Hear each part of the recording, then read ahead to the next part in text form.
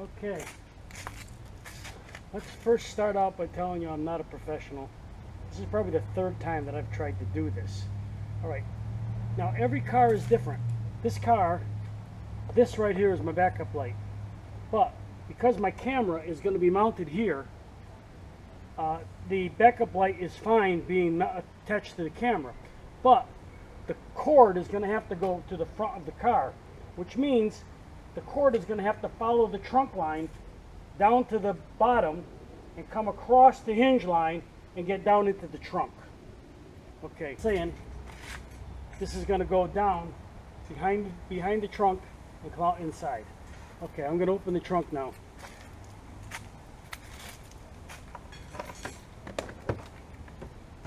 Alright, so we got the trunk open. Camera is going to be mounted right here. This is where the camera is going to be mounted with two small screws. But this is plastic.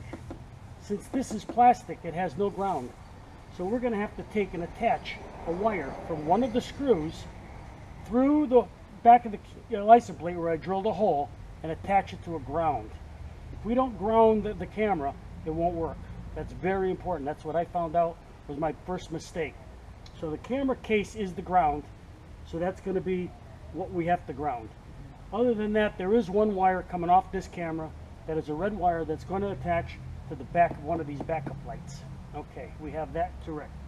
Also, there's a wire attached to the back of this camera for video. And we're going to have to attach the longer wire that came in the package to that wire and run that wire all the way around. Like I said, it's going to be all the way around. It comes out here, runs down the side of the trunk, all the way along the hinge, and I don't know if you can see it, but it's right here. It's going down, and it goes down inside and underneath the floor mat of the trunk, and it runs all the way to the front of the car. Okay, so let's open this up and see what's inside here. Okay. All right. So I'm going to have to take the camera off and show you. All right. Okay, if we look in here, we can see the backup light. There's the backup light right here. And you can see I ran this red cable over and attached it to it. So that's where it's attached to. The black wire that also comes off the camera is attached to the black wire that's on the back of this camera. So that's how that's attached. So we have the red wire going to the blue, which is the power to the backup light, and the black wire is coming over and it's attached to the black wire of the backup camera, and that's that little ground wire I told you about. Okay, so that takes care of that. Now we can button that back up. Here's the wire coming off the back of that camera. You can see it right here.